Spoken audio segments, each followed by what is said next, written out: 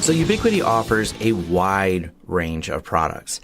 And today I want to talk specifically of how to get started with just their UniFi line of access points.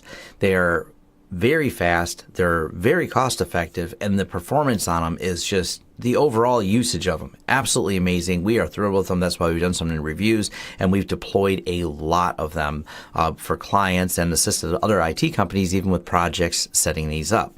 They're also great for home users as well. But I wanted to answer the question, because this sometimes is where the confusion, because there's so many products, is how do you just get started with them? What do I got to buy? Well, let's take a look. So we filtered, this is the store that Ubiquiti Networks has, and we filtered just for the UniFi product line.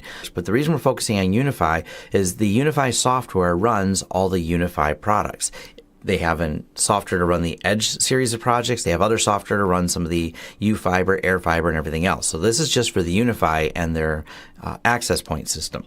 Now, the good news is with the controller software, the UniFi controller, which is not a physical device, it can be, but it's a piece of software referred to as a UniFi controller. So it's not something you have to buy. It's free software they give you that you can download and run on Windows, Mac, or Linux. So once you picked out which Wi-Fi you want, and there's a big variety of them from your base models here like the UniFi APHDs, ACLR, AC Pro, you can read through the specs and figure out which one is a fit for you, even down to if you just want a single room Wi-Fi. Now, all of these work on the same controller software, the UniFi controller software, and they work simultaneously. So you can buy one of each of these, 10 of one and 5 of the other, or any combination you can come up with and add them all to the same UniFi controller. This makes it very simple. So as you upgrade your network, maybe you started with one section of a building with one UniFi, you loved it so much, next thing you know, you're installing it throughout the entire building, same controller, same Wi-Fi, just keep plugging more devices in and adopting them. Now, the confusion comes in sometimes about the cloud key.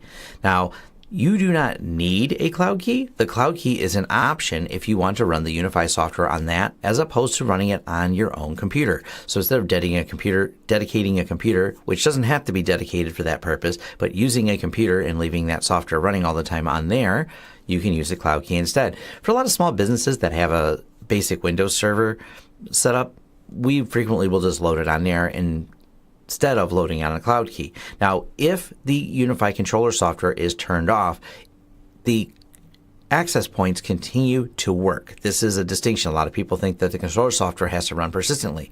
That being said, what you lose when you turn off the controller software is the telemetry data that comes from these devices to tell you who's connecting, when they're connecting, because the devices themselves do not have a lot of storage. They're designed to talk to the controller software, but they will keep broadcasting with the Wi-Fi. They will keep functioning without the controller software running. You just lose any telemetry data. Now, there's a couple exceptions. If you use some of the advanced features like the captive portal, that does happen to run on controller software. Now, the UniFi gateways all run on the same controller software and are controlled there, but you do not need a gateway to get this set up. So we're going to focus right now on just turning the software on and setting it up with one UniFi APC ALR, because I happen to have one in stock. Now, purchasing them, if you get the single units, they're going to ship with a PoE injector. If you buy the 5-pack, and it, like it says right here, please note the 5-pack does not include PoE injector. So you can get started with a single UniFi ACLR. Comes with everything you need in the box, and you get the software from the UniFi site. You can buy it directly from them for $109. You can buy it on Amazon for $97 right now. So that's pretty reasonably priced. And all the ones I've ever seen from Amazon, same thing. If you get the single, they come with a power injector that you need to operate them. If you buy the bulk packs, they do not. But they're assuming if you're buying a bulk pack, you're probably plugging it into a PoE switch to power these. So let's move on to the software itself. So the current version of the UniFi controller here in June of 2018 is the 5.7.23. They do still offer 5.6.37 for people who are running an older version and want to continue in the old version. We've chose to go with the newest version right here. So if you're starting out, definitely start out with the latest version. I won't get into the details, but there are some legacy reasons that some people want to run this. UniFi still offers older versions of their software for people who want to run it. So we're going to start with the 5.7.2.3. We're on Windows. I've done a more in-depth of how to set this up on Debian and Linux. This is just a quick get started video, and we're going to start in Windows because I'll assume a lot of people are going to run this on a Windows server. So we're going to go ahead and download the file. Now I've already plugged in my UniFi device. It's booted up and ready to be programmed. As long as it's on the same network as your computer, and there's a server like a DHCP server to give it an address, the UniFi software will automatically find it as soon as we're done installing it. So we're going to open it up. Next. No. Sorry, I got to download Java. Java is a requirement for the UniFi software. All right, now that Java is installed, the UniFi controller software finished the install. Now we can start UniFi controller after installation. So we go hit finish. If prompted, you want to allow access. And now the controller started. Now the controller software itself does not have a GUI interface. It has a web interface. So once the controller software started, you want to launch a browser to log in. It's going to go to localhost 8443 and continue the setup. Pulls you right into the wizard. Time zone, enable backup. If you're doing this from a reload and you have a backup, this is the spot where you can restore from a backup. So the config files should be backed up. That way, if you ever have to reset up the controller, you'll have to readopt everything, or you can just use the backup file and all your settings will come back. So this is a new install.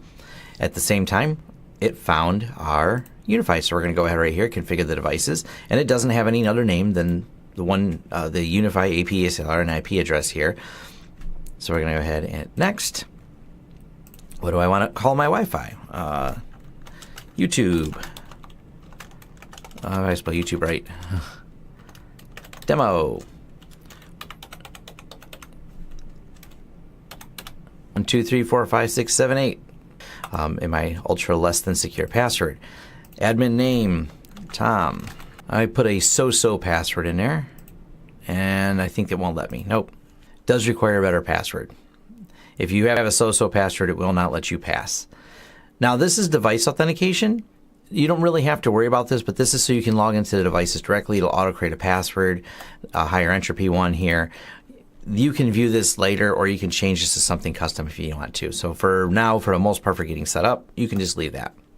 Finish. And this is if you want to enable cloud access so you can access anywhere. We're going to skip that for now.